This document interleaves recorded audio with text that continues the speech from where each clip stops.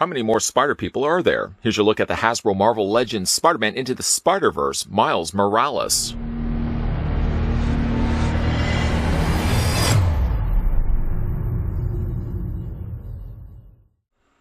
A Brooklyn native and just 13 years old, Miles Morales is a Spider-Man unlike any we've ever seen before.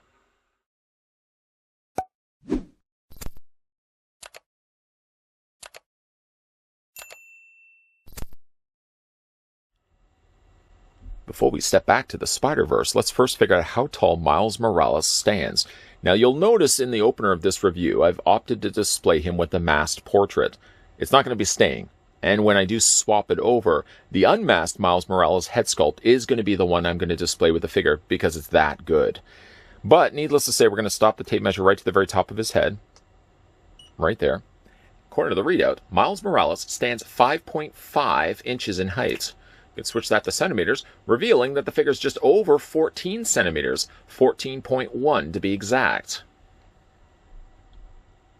You know, it's strange. I'm not really sure what I did with Gwen Stacy, but I do know what I did with the Prowler. We can bring him in for some size comparisons, and we just recently had a look at Marvel's Frogman to kind of give you a good idea of how small Miles Morales actually is, which I guess really does make sense, even when you compare him not necessarily to Frogman, because obviously he wasn't in the movie, but if you compare him just to Prowler, I think they're roughly about the same height as they were in the movie.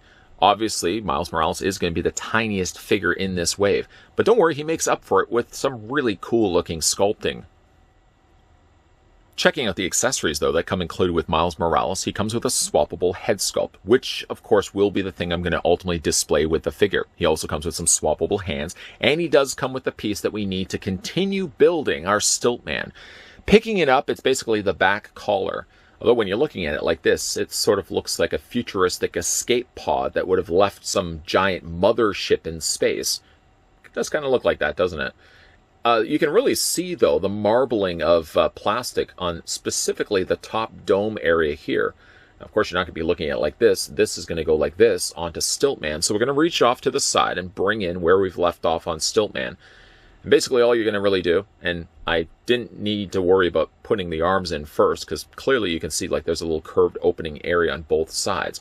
But what I am going to do is I'm going to slide this down onto his torso. And there's, I don't know if you can see it, well, there's the peg right there. There's a hole on the back. I find actually like the peg really does a tough time of actually reaching its destination. I feel like just when I get it plugged in place, I feel like then this torso piece just starts shifting up his torso again. For the time being, of course, I'm going to keep this in place. I think when I eventually do have to get the head on in place, I probably will have to put the head on as the last piece, because the sizing of the head, and of course you don't want to be trying to fit the collar over top of it. So I think we're pretty good. I think we're pretty good where we've left off here. The only thing we really need to do is add the legs, the very long legs, and of course we need to add the head to finish off our Stilt Man. But like I said, though, Miles Morales does come with a swappable head, and he does come with swappable hands. Let's have a look at those hands right now. It seems like the case similar to the Frogman figure that we had a look at, where you're basically getting a swappable pair of hands, which is basically just the mirror opposite to what's currently in the sockets. So like that hand on this side, for example, is a close fist. And that hand on this side is basically the web shooting hand. So you can decide for yourself if you want to have Miles Morales with 2 close fists or 2 web shooting hands. To show you what it looks like on the figure, like I said, you basically have the fist on the one hand, the web shooting hand on the other. I'm going to go ahead and just pop this off. I don't personally like to have web shooting hands on both the sockets of the forearms, but I'm only doing it for the purpose of this review.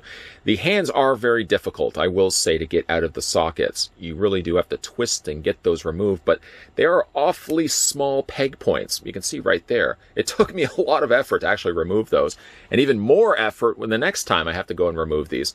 But I think just for the purpose of this review, I just wanted to show you. Very, very small, tiny little hand holes. Let me just go ahead and pop that back into place.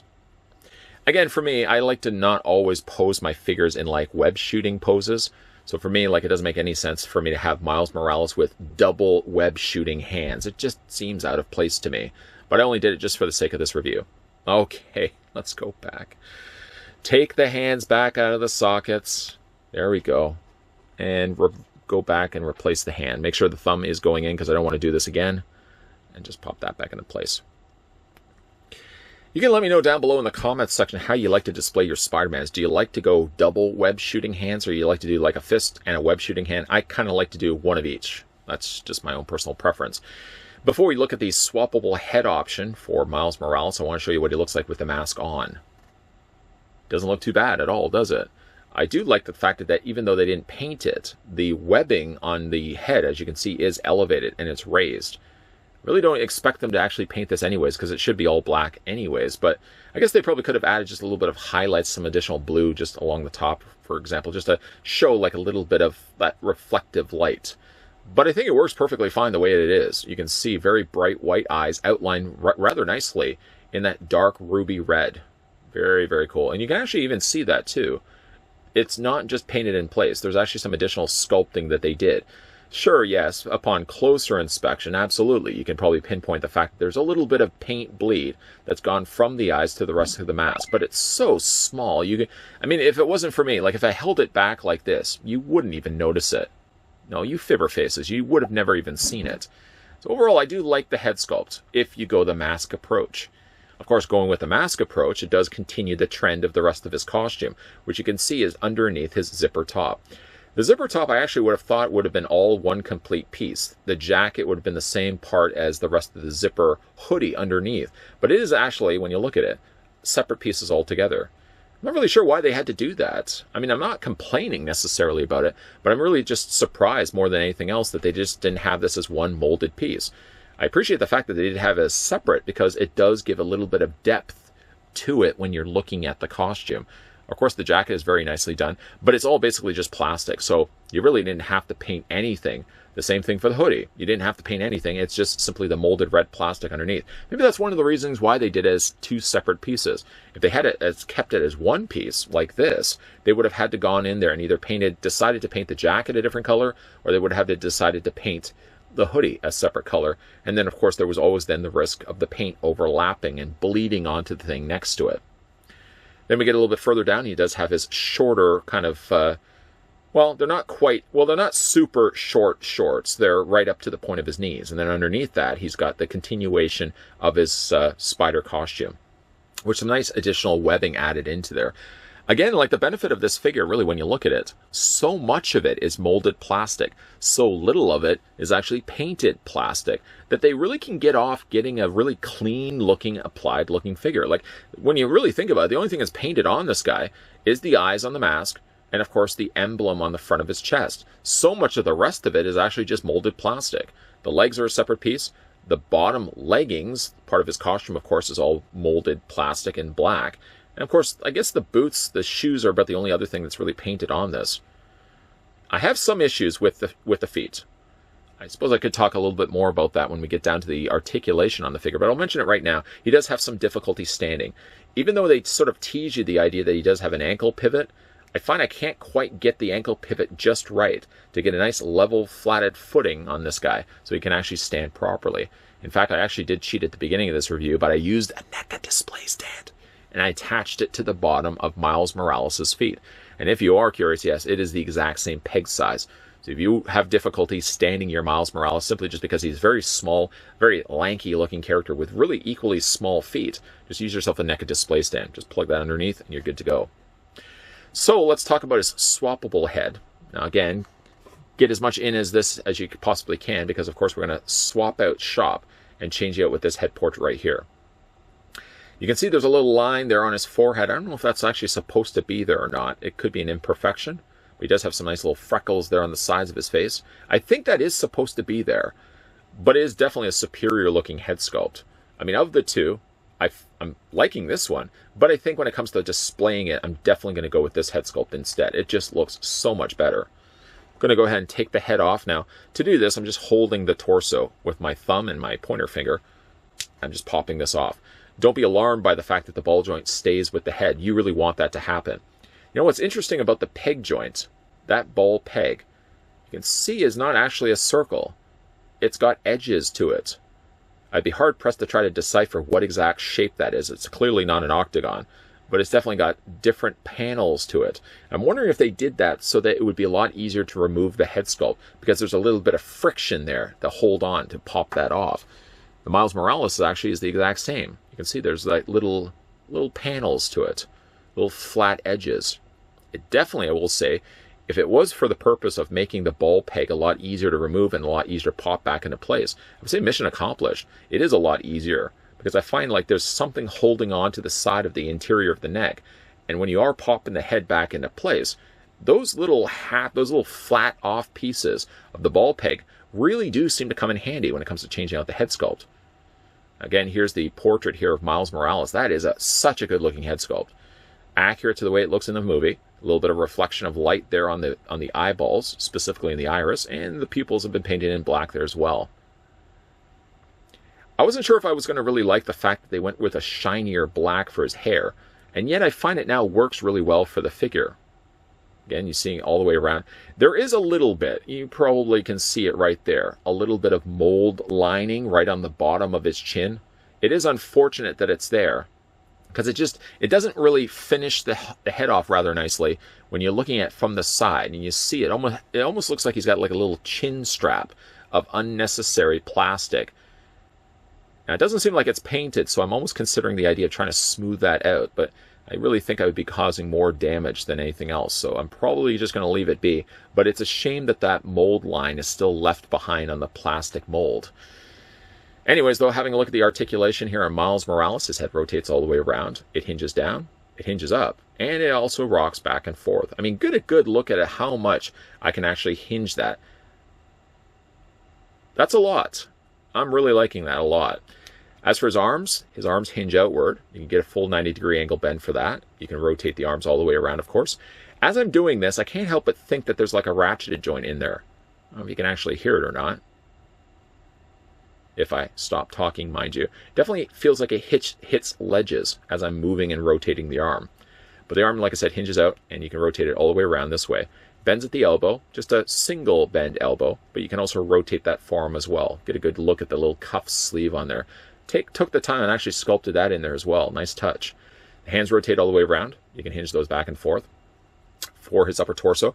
His upper torso basically is a ball joint right where it attaches to the waist, not up here. I would have actually thought it would have been up close, but I guess obviously they would have had to put the crunch in there.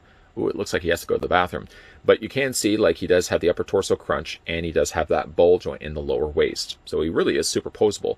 Legs split out almost at full splits. You can bring the legs forward and back. Swivels basically where the top of his shorts, tops of his legs at least, attach with the ball joint. You can swivel at that point.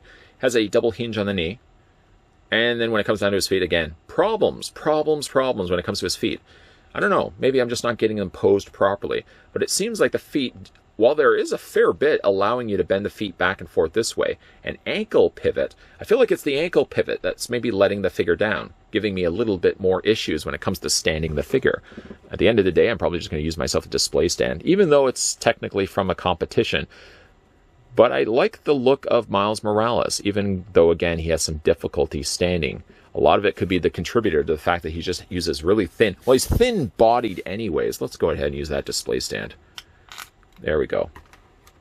Like I said, he is a bit of a thinner-bodied figure, coupled with the fact that he does have very, very small hinges in his feet, I think is really the thing that causes the figure to have some difficulty standing.